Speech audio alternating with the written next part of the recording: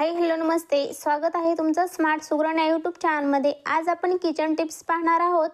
लोणी काढताना हात चिकट होऊ नयेत यासाठी लोणी काढायच्या आधी हाताला गव्हाचे किंवा तांदळाचे पीठ लावून हात स्वच्छ धुवावेत। यामुळे लोणी भाजी अगदी रंगतदार आणि स्वादिष्ट होते। कुकर लावण्याआधी डाळ तांदूळ अर्धा तास भिजवून ठेवा, म्हणजे गॅसही वाचेल व वरण भाताला छान चव खिचडी मोकळी होते। गुळाचा पाक बनवताना अगोदरच कढईला तेल किंवा तूप लावून ग्रीस करावे, मग पाक केल्यानंतर गुळाचा पाक कढईला चिकटत नाही, भाकरीसारखी जाड येते। आपण बिर्याणीसाठी कांदा तळून घेतो, पण तेव्हा कांद्यामध्ये एक चिमूट साखर घातली तर कांदा अगदी कुरकुरीत होतो। आपण घरी दुधाचे पनीर बनवतो तेव्हा पनीर काढल्यावर पाणी फेकून देतो, पण ते फेकून न देता दुधावरची साय चांगली दाट येण्यासाठी दूध गरम करून थंड झाल्यावर फ्रीजमध्ये ठेवा, त्यामुळे साय छान येते। ज्वारीचे पीठ खूप दिवसाचे असल्यास ज्वारीचे पीठ भिजवताना त्यात थोडा शिजवलेला भात घालावे, यामुळे भाकरी करताना भाकरी नीट थापली जाते, त्याला चिकटत नाही। फ्रीजमध्ये बर्फाचा ट्रे ठेवताना नेहमी फ्रीजला चिकटून राहतो व ते काढताना लवकर निघत नाही, यासाठी ट्रे ठेवताना ट्रेच्या खाली एक प्लॅस्टिक पेपर टाकून ठेवा व मोडत नाही। झटपट केशरी भात हवा असेल तर कुकरमध्ये तूप, लवंगा, साखर, रंग आणि तांदूळ एकदम शिजवावेत, भात चकचकीत होतो। पाहुणे येणार असतील व मसालेदार भाजी किंवा करी करायची असेल तर दाट होण्यासाठी त्यात तिळाची पेस्ट घाला। हिरव्या मिरच्यांच्या ठेच्यात जरासा लिंबाचा रस, चवीपुरतं मीठ घाला, तुमचा ठेचा आठवडाभर छान राहील। कणिक मताना वापरा, ते खूप पौष्टिक असते। तरी व मसालेदार भाजीत शेवटी एक छोटा आईस क्यूब बटर मिक्स करा ठेवावा, त्यामुळे ट्रे लवकर निघतो। साबुदाण्याची खिचडी मोकळी व मऊसूद होण्यासाठी खिचडी बनवताना साबुदाणा नेहमी मंद आचेवर भाजावा, यामुळे साबुदाणा व्यवस्थित भिजतो आणि आरोग्यदायी होतील। फ्लावरची भाजी शिजवताना त्यात थोडे दूध घालावे, म्हणजे फ्लावरचा रंग बदलत नाही। हलव्यासाठी रवा भाजताना त्यात अर्धा चमचा बेसन टाका, हलव्याची चव दुप्पट होईल।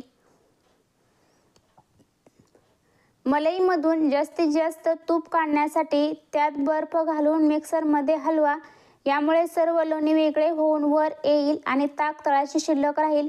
याचा वापर तुम्ही कढी किंवा रवा इडलीचे बॅटर बनवण्यासाठी वापर करू शकता, स्वच्छ होते। छोले भटुरे करतेवेळी थोडा उकळलेला बटाटा कुस्करून टाकावा, त्यामुळे भटुरे छान फुगतात आणि मऊ राहतात। भेंडी शिजवताना त्यात काही थेंब लिंबाचा रस किंवा एक चमचा भाजलेले बेसन घाला, यामुळे चिकटपणा दूर होईल आणि भेंडी देखील कुरकुरीत। झटपट कुरकुरीत बटाटा चिप्स बनवण्यासाठी बटाट्याचे पातळ काप करून बर्फाच्या पाण्यात थोडा वेळ ठेवा आणि नंतर तळून घ्या, चिप्स छान असे कुरकुरीत होतील।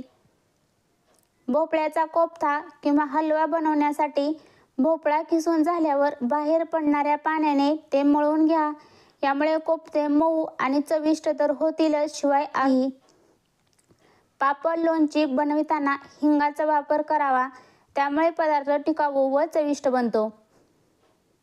सफरचंद, पेरूच्या फोडी लवकरच काळ्या पडतात, त्या काळ्या पडू नयेत त्यासाठी थोडा लिंबू रस लावून ठेवावा। रस्सा भाजीमध्ये मीठ जास्त झाल्यास गव्हाच्या पिठाचा मोठा गोळा घाला, त्यामुळे त्याचा खारटपणा गव्हाचा पीठ।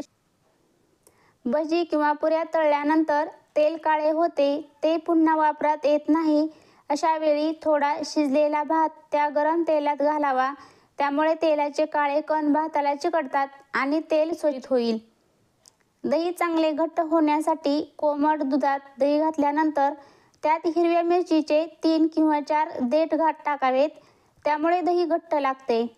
शेंगदाणे भाजताना पाण्याचा हात लावून शेंगदाणे भाजल्याने दाणे खमंग भाजले जातात, शिवाय सालही लगेच निघतात। खीर करण्यासाठी दूध आटवताना त्यात जायफळाचा वापर टाळावा, त्याने दूध फाटण्याची शक्यता असते, ते शोषलं जातो। अशा प्रकारे मी या व्हिडिओमधून खूप साऱ्या किचन टिप्स सांगितलेल्या आहेत, त्या टिप्स तुम्ही नक्की फॉलो करा। हा व्हिडिओ आवडल्यास व्हिडिओला लाईक करा, शेअर करा आणि चॅनलला सबस्क्राईब केलं नसेल तर जरूर सबस्क्राईब करा। त्याचबरोबर शेजारील बेल आयकॉन क्लिक करा, म्हणजे मी अशा नवनवीन व्हिडिओ टाकत असते त्याचं नोटिफिकेशन सर्वात प्रथम तुम्हाला मिळेल।